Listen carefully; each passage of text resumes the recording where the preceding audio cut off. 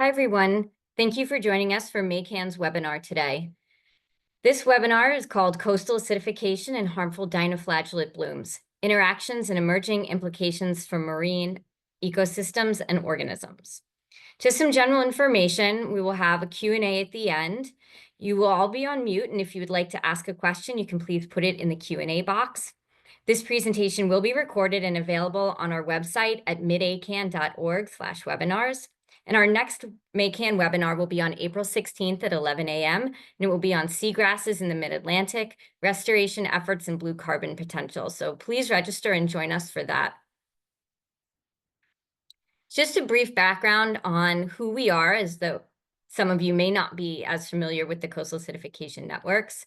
We're scientists, federal, tribal, and state agency representatives, resource managers, NGOs, and industry partners. We partner across industry of shellfish, finfish, and aquaculture. Our focus is from the waters of Long Island Sound to coastal Virginia, and we often partner with our other coastal acidification networks to the north, NECAN, and to the south, SOCAN. Our goals, similar to the other coastal acidification networks, is to guide regional observation, research, and modeling to better understand local drivers of acidification, contribute to studies that will help predict consequences for marine resources and local communities, coordinate best practices for monitoring and data collection, and we also participate in educating stakeholders on coastal acidification's impacts and solutions. Today, I have the pleasure of introducing our speaker. I was one of the early members of Dr. Gobler's labs at Southampton College back in the 1990s. So Dr. Gobler joins us today. He received his master's and PhD from Stony Brook University in the 1990s. He began his academic career as a professor at Long Island University in 1999. In 2005, he joined Stony Brook University. In 2015, he was named director of the New York State Center for Clean Water Technology, and he has been editor-in-chief of the international peer-reviewed scientific journal Harmful Algae since 2018. His research focuses on understanding how anthropogenic activities alter the ecological and biogeochemical functioning of coastal ecosystems and discovering the means by which impaired functioning of coastal ecosystems may be mitigated. So I'm going to hand it over to Chris, and thank you all for joining us again, and see you at the Q&A.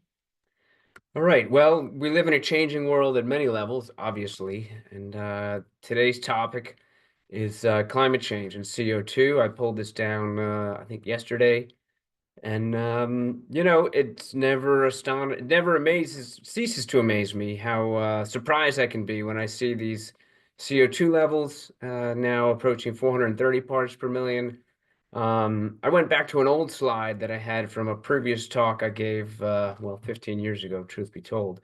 This is what I used to put up when we were at 385. So just since I began giving OA talks, we've had a 15% increase in CO2. So things are marching onward. And of course, with those higher levels of CO2, that is acidifying our oceans. And concurrently, we know that our oceans are warmer than they've ever been, at least in the measurable past, and that's leading to the deoxygenation of our ocean. And when we look at coastal zones, in some ways, they're already experiencing a lot of these changes.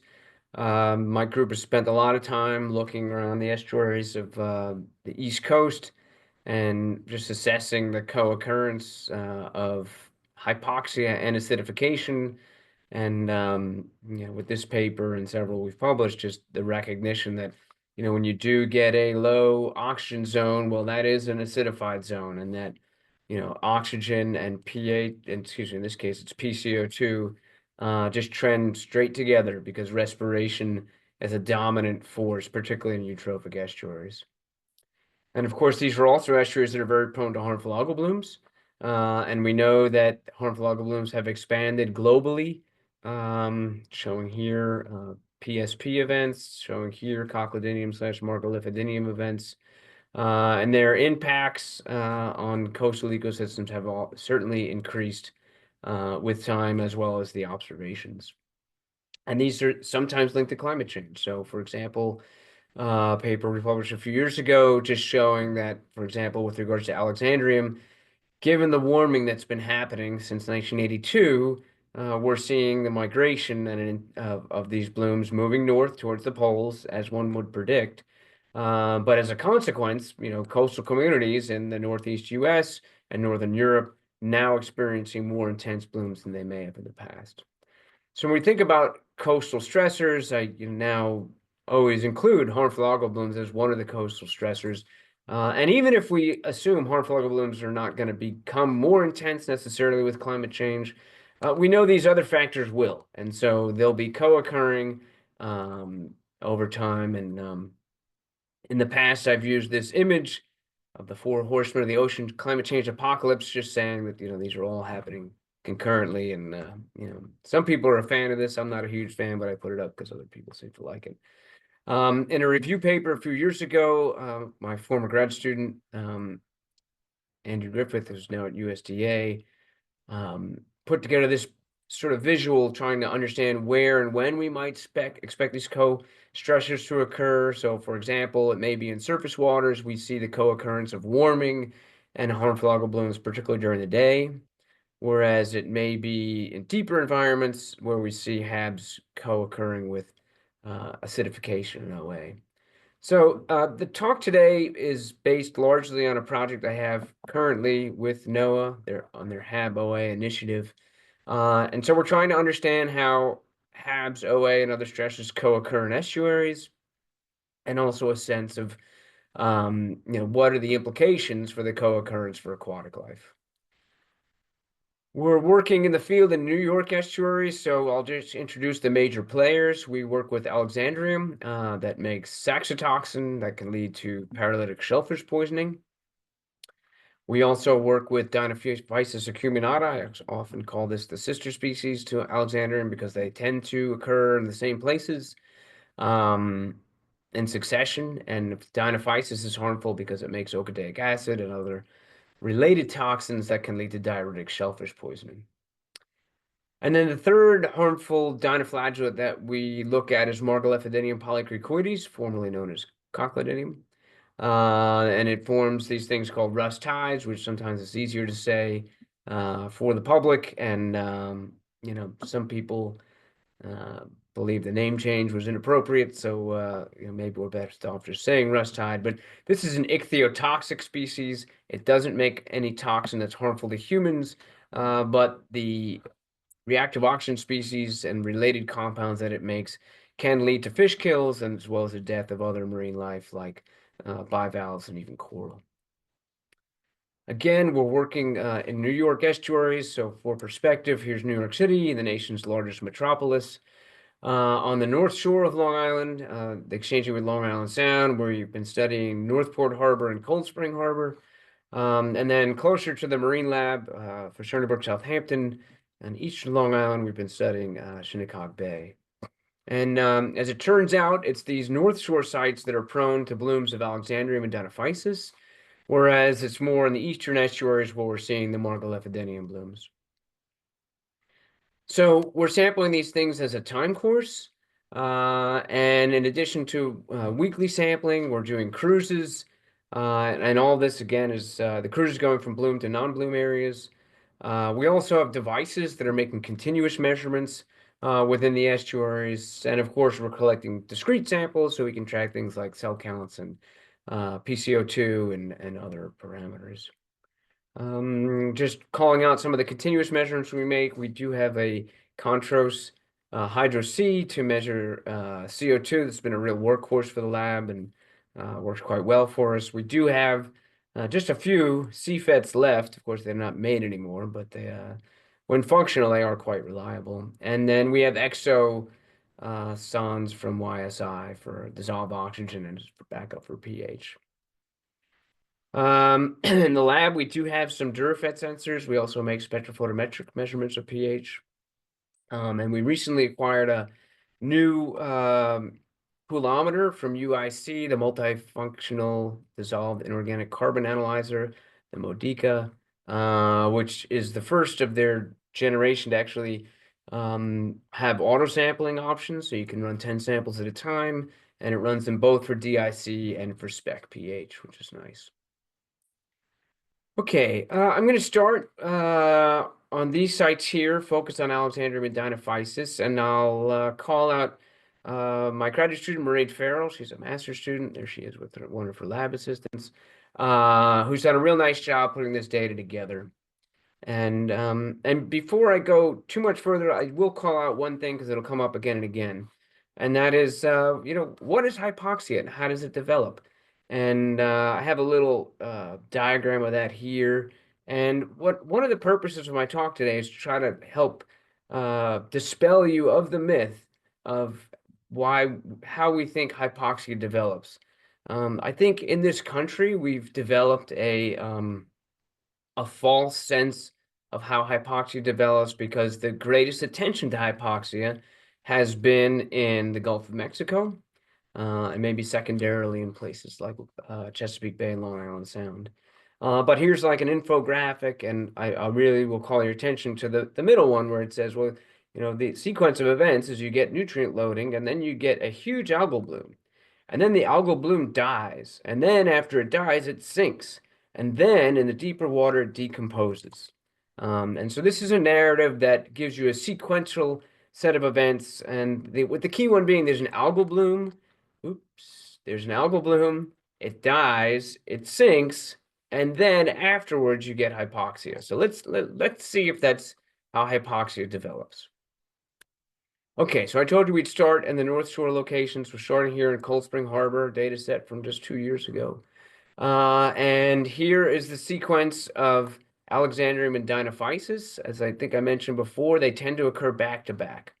And so you see the Alexandrium bloom taking off in the spring and being present at pretty decent levels through most of April and May. And then concurrently underneath it, you see the Dinophysis taking off. I will call your attention to the Dinophysis axis to show you that it's a log scale and that it's peaking at more than 1 million cells per liter. And I think the density achieved here is, well, it's more, I'll just say that, more than 1 million cells per liter.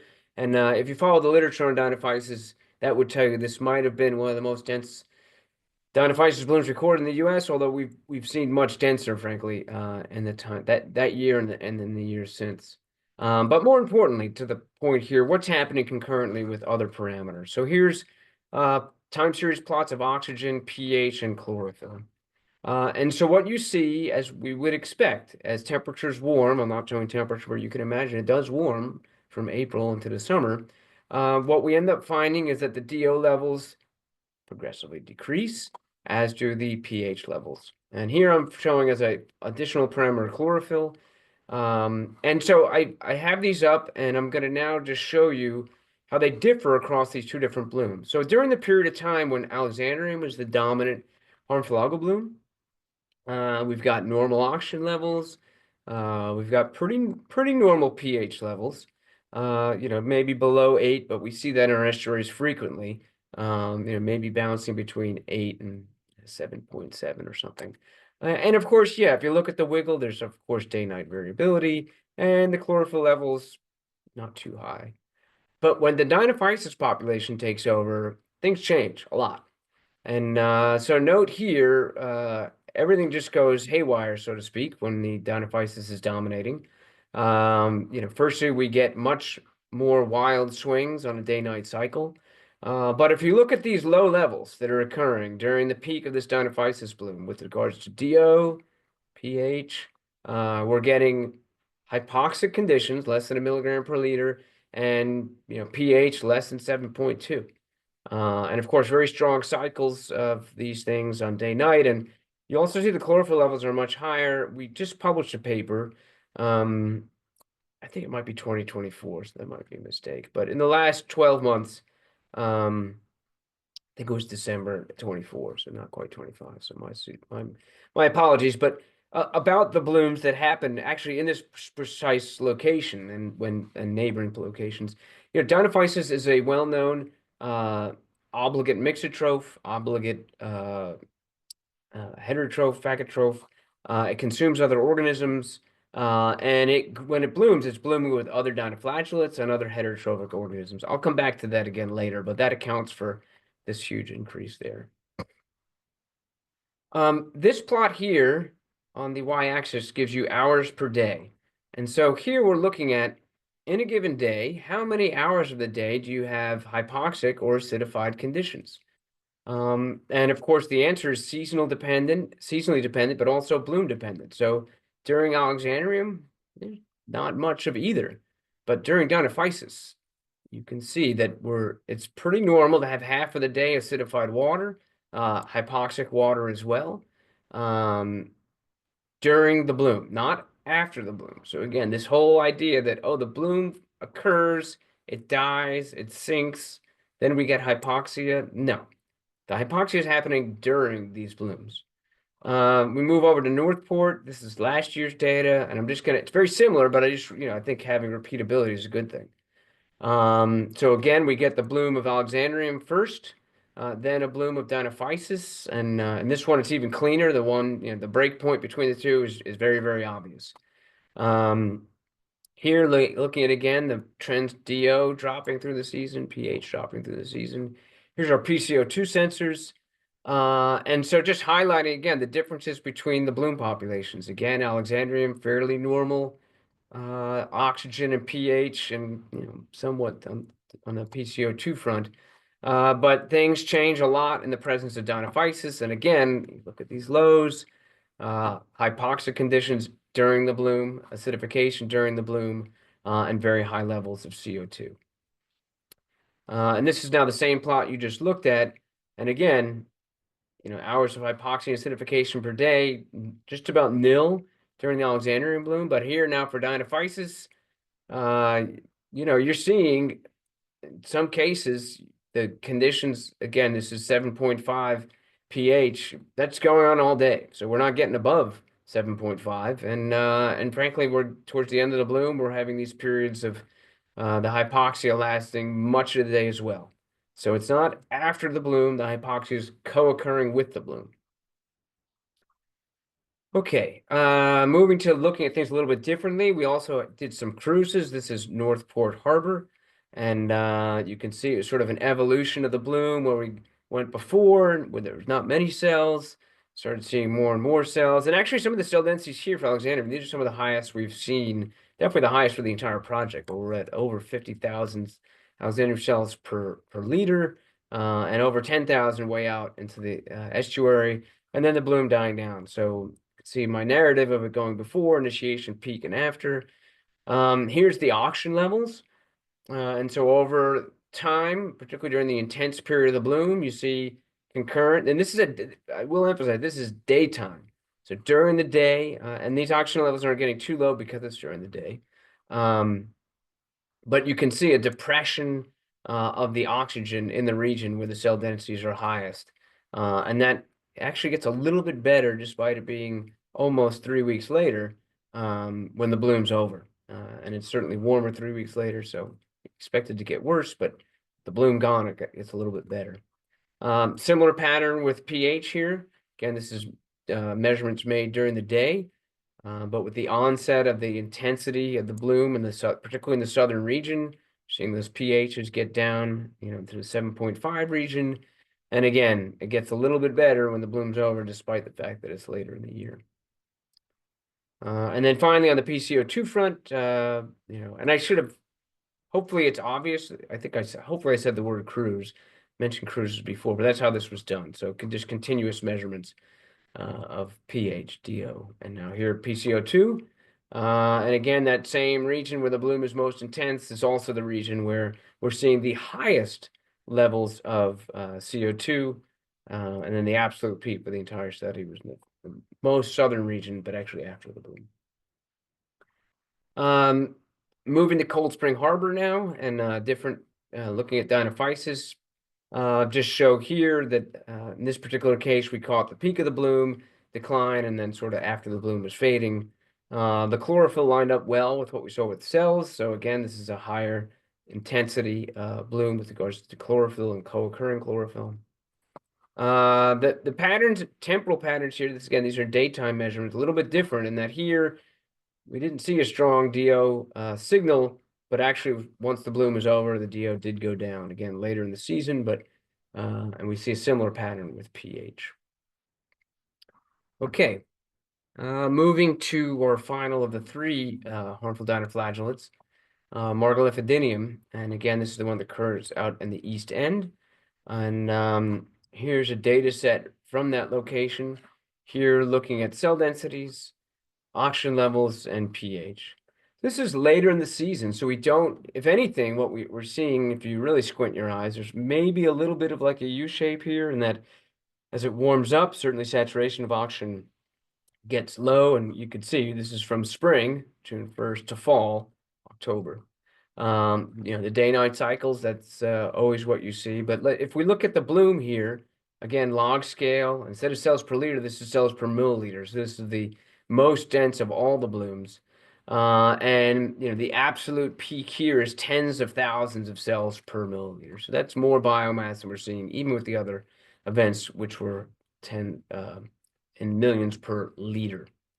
But what I'll draw your attention to is that the absolute peak here, when it does get to that highest biomass, those highest cell densities co-occurred with, at night, the lowest levels of oxygen that we saw for the entire year. And you can see the levels here, we're getting down 2 to 3 milligrams per liter of oxygen, and pH certainly in the vicinity of 7.2. So the annual minimum of DO and pH coincides with the peak of the bloom. And as I plotted before, if we look at the how many hours of the day is the water hypoxic and acidified, it's not nearly as dramatic in this system. But again, the annual peak for the most hours in the day, where it gets up to half of the day, the water's acidified and hypoxic, occurred during the peak of this bloom, not after the bloom subsided.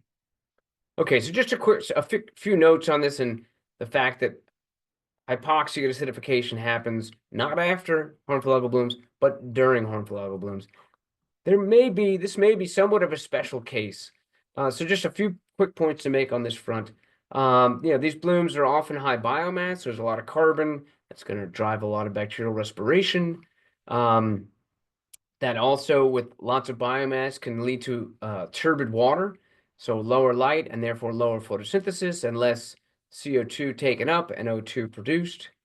And then I'm not going to give a lesson on Hab physiology, but we do know that a lot of harmful algal blooms get their carbon heterotrophically rather than photosynthetically via the processes of phagotrophy, osmotrophy. And when they're doing that, they're producing CO2 and they're consuming oxygen. They're acting like animals rather than plants. And then just as a baseline, dinoflagellates are well known to have high rates of respiration compared to other phytoplankton. These blooms are happening after the spring bloom, so it's warmer, of course. And importantly, as time marches on, we know that hypoxia and acidification are going to be more common and are more likely to co-occur with these HABs. Okay, so now that I've established that this happens during HABs, let me show you, of course, now something different, an exception to the rule, and that is these Margalefidinium blooms. I already told you these are the most intense blooms that we get with regards to biomass. They're very patchy and heterogeneous. If you remember the image I showed of them of the aerial view, you can have very dense water and not very dense water right next to it. And that's shown here. So here's mapping with a vessel and going out. And what you're looking at here is just chlorophyll, but this maps onto cell densities.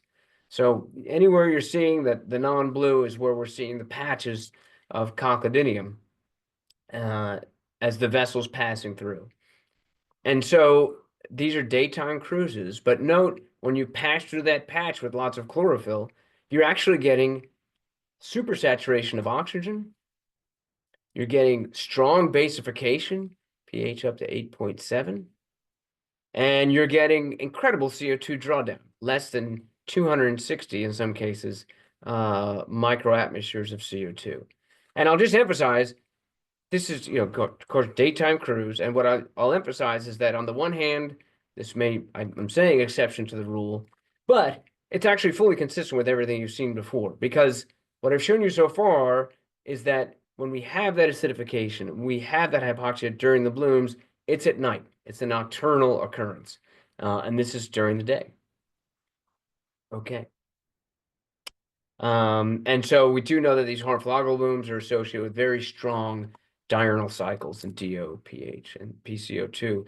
And those cycles are of consequence. So during the past decade or so, my lab group has published papers showing that when you have that cycling, that's problematic for bivalves, crustaceans, also swimming bivalves, and even on fish.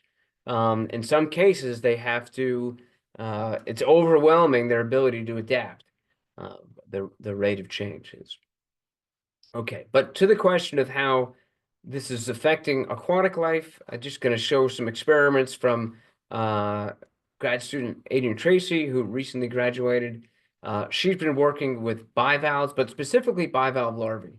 Over the years, these have been great model organisms and were perfect for this particular study. Should have said, of course, the title she's looking at, harmful algal blooms and ocean acidification.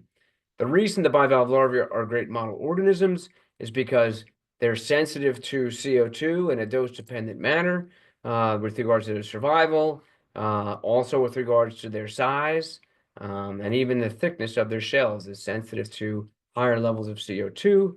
And these larvae are also sensitive to harmful algal blooms, and specifically the ones that we're studying. And so she set out to conduct a series of experiments with the same 3 HABs that we're studying in the field, and 2 different species, Crotacea virginica and Mercenaria mercenaria, otherwise known as the eastern oyster and the hard clam, and specifically looking at how the co-occurrence of these HABs and ocean acidification affect these larvae, and she's expecting them to have a negative effect. And again, she's looking at the eastern oyster, the most important bivalve on the east coast of the U.S., and the hard clam mercenaria, which is the most important bivalve in New York. In 2023, the hard clam was the second most valuable fishery in New York State. So she used cultures of Alexandrium and Margalefidinium at different densities. She also got bloom water from Dinophysis from different locations and different blooms, and also got bloom water for Cochlodidium. And she set up essentially the conditions that mimicked the conditions that we see in an ecosystem setting. So transitioning from a control where everything's normal to the conditions that we see when these HABs get very, very intense. And so she did a good job setting up a series of good controls with non-toxic algae, unfed, corrected for salinity, looked at harmful algae, but then ran the same things looking at, or the same harmful algae, but then looking at different levels of acidification. Now, she ran a total of 21 experiments. I don't have time to go over all those, so I'm just going to try to hit some of the highlights here. So for example, she ran an experiment here. This is Alexandrium catenella with the eastern oyster larvae. And this is the survival, where she saw essentially, statistically, no effect of Alexandrium or acidification, but a combined effect. So the 2 of them together suppressing growth rates, suppressing survival. And here's on their size, where statistically things came out a little bit different, where OA alone significantly reduced the size of the larvae, but the combination had a much larger combined effect on the size. Same species, the eastern oyster, but now looking at Dinophysis. The Dinophysis seem to be much more lethal to these bivalve larvae. I think that'll come up again. Again, I'm just trying to give some of the highlights, but very low survival during exposure to Dinophysis acuminata, and to the point where you add in the OA and you can't even see a difference. But interestingly, of those that survived, their sizes were all good, except when they had the co-stressor. So it was the co-stressor that actually depressed the size of these individuals. Moving on to Margalefidinium and looking at hard clam larvae. In this particular experiment, There's significant effects from both of the OA and the Margalefidinium, and certainly from the combination of the two. And when you got to the highest levels of both the Margalefidinium and the acidification, there was just about no larvae left. And again, the size, similar sorts of patterns, but not quite intense. All the individual stressors did suppress size, and the biggest growth suppression or size suppression in the combined treatment. Looking at Alexandrium and the hard clams, this particular case at this level, suppression by both of the stressors and the lowest survival in the combined stressor. Oops. And similar outcomes for size. And finally, back to Dinophysis now, but in this case, the hard clam, very low survival across the board, and effects individually from Dinophysis and acidification with regards to size, and not much more when you come to the combined stressor. So Adrienne did do 21 experiments, which allowed her to actually do a meta-analysis on her own data. And some of that was pretty insightful, so I'll just share the highlights there. So here, as an example, she could compare the relative vulnerability of oysters compared to clams just to OA, because she administered OA in every single experiment.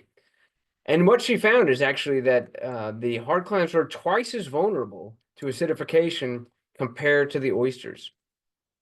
This is consistent with experiments we've done in the past, and she actually came up with an interesting, and I won't call it a novel hypothesis, but one we hadn't considered, and that is that the oyster larvae actually grew much slower compared to the hard clams.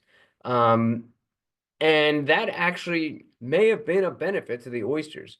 Because they were growing slower, they didn't have to put on shell at the same rate. And therefore, if there was some acidification going on, it was of less consequence. With regard to harmful algal blooms, in a similar manner, the hard clams were more vulnerable to harmful algal blooms compared to the oysters, although they both were impacted in the majority of experiments. This was the impact with regards to survival.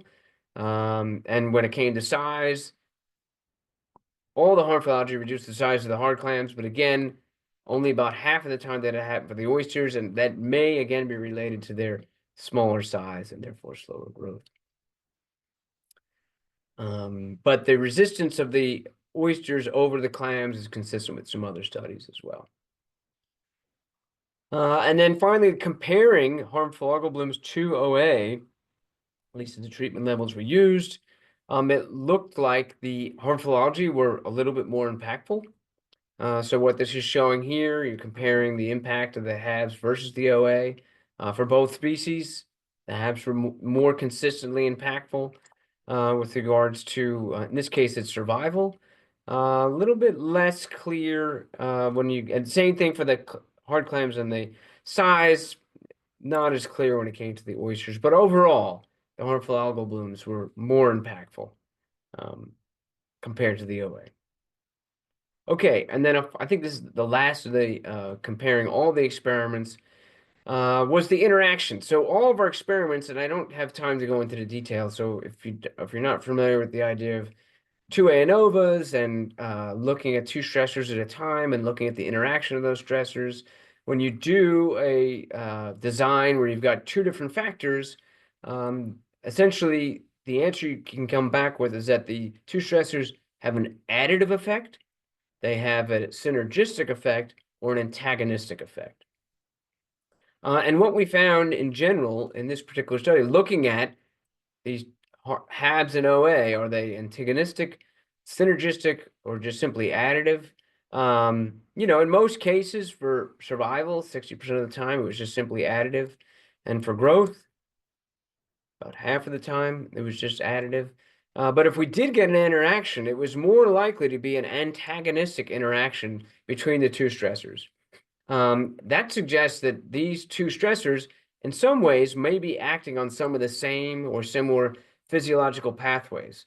And so that is, if a pathway is suppressed by the one stressor, well, suppressing it, it can't be suppressed any further by the other stressor. And this is a little bit consistent. We've done some work looking, for example, at the transcriptomics or transcriptomes of larvae exposed to HABs or OA, and there are pathways that came up as similarly impacted with those two stressors individually. Okay, and then the very last point I'm going to make is on a policy point, and specifically looking at how DO and pH is regulated um, across the country. And of course, it is regulated via the Clean Water Act. And thank goodness we have an EPA, and thank goodness we have a Clean Water Act. And I could say a lot more about that and what things may look like going forward. But it's because of the Clean Water Act that we actually have standards for some water quality parameters. So there is, for example, a DO standard. But it is a standalone, and it's not considering the co-occurrence of things like pH and harmful algal blooms.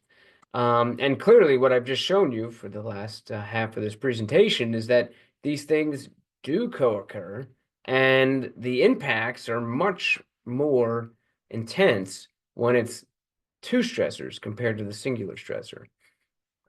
Similar thing can be said about pH, although there I would add the caveat that, in many ways, if you look at the pH guidelines of the Clean Water Act, for most states, they're not even realistic.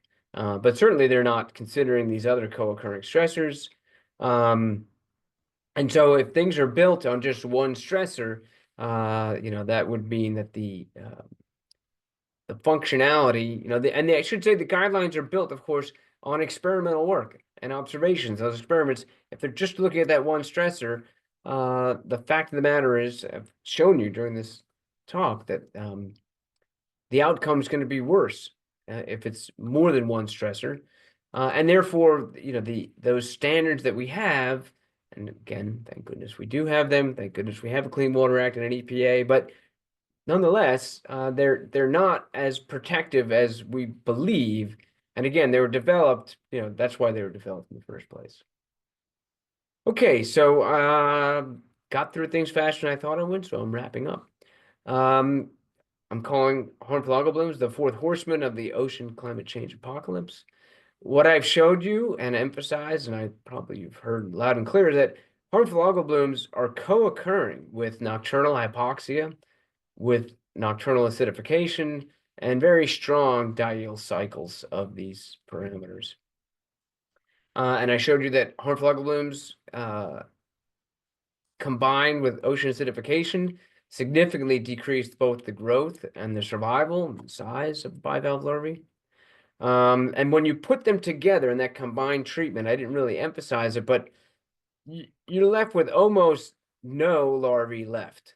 And that's an experiment sometimes where you get like 80% survival in the controls, and we're left with just less than 1% survival in the combined treatment. And that was across the board, every experiment. And I didn't emphasize it very much, but I'll say that smaller bivalve larvae in the literature that will tell you those smaller larvae are also more vulnerable to predation. So even the ones that survive, may not make it for very long. And then finally, as I mentioned, if you're considering a management scenario, co-stressors probably should be considered along with the main stressor that is considered. So again, I'll acknowledge Adrian Tracy and Mairead Farrell for the great job they've done on their projects and for letting me present their data. And of course, they're not alone. They're supported by a great team in the lab that makes it all come together. And my great thanks to NOAA for supporting this project, and frankly for supporting my entire career for the past 2.5 decades. So with that, if there are any questions, I would be happy to take them. Thank you so much for joining us today, everyone. And please, you can start putting your questions into the Q&A. We do have a couple so far rolling in. The first question that we have is, you didn't mention brown tide. Is that no longer a problem on Long Island? Yeah, we haven't had an intense brown tide in a couple of years, so it definitely is a of a lower concern. Um, and it's been an interesting. The very quick narrative is that brown tides occurred in I don't know, 5 of 10 years in the Peconic Estuary, disappeared in 1995, never came back. But Seder on the South Shore occurred nearly every year on the South Shore from 1985 through 2022 or so. But it has been a few years. That's about the last time we had a brown tide. We have had periods of it sort of going dormant and then coming back, so we may be in that mode, but it's a species that likes it. Its thermal optimum is lower than what is now our normal maximum. So we quickly blow through its optimal temperatures, so it may be a climate change related factor. Well, maybe there's some silver lining. Another question that we have is the nocturnal acidification consistent across mid-A estuaries or specific conditions to Long Island? So like, have you expanded your research to us? Yeah, I mean, I will say that we do see, um, I'll first just use the tag like knowledge is power. And so when we began putting out sensors that are measuring every 10 minutes, essentially we see these diurnal cycles occur absolutely everywhere. So then the question is, how low is the nocturnal? So you're going to see a nocturnal minimum everywhere, and the only question is how low is that minimum? And I'll say, just as for reference point, last summer we monitored, I'll go with 35, maybe 40 locations across Long Island with sensors, and I would say at least 30 of them experienced nocturnal hypoxia at some point through the summer, and with that would be nocturnal acidification. And then my personal question is, so we know that there are some species of HABs that have chemical or temperature triggers. For the species that you talked about today, do you have any idea of what those triggers may be? Or are we just kind of like in this cycle now of seeing these species, even if we do enhance some of the like Clean Water Act regulations? Yeah, well, let's see. I mean, we know where and when these blooms occur, and that's because the when part, there is a seasonality. So there's a temperature point. They all have this temperature window they fit within. The Margalefidinium, for example, we never had until Long Island's waters got warm enough, and now we have it every year.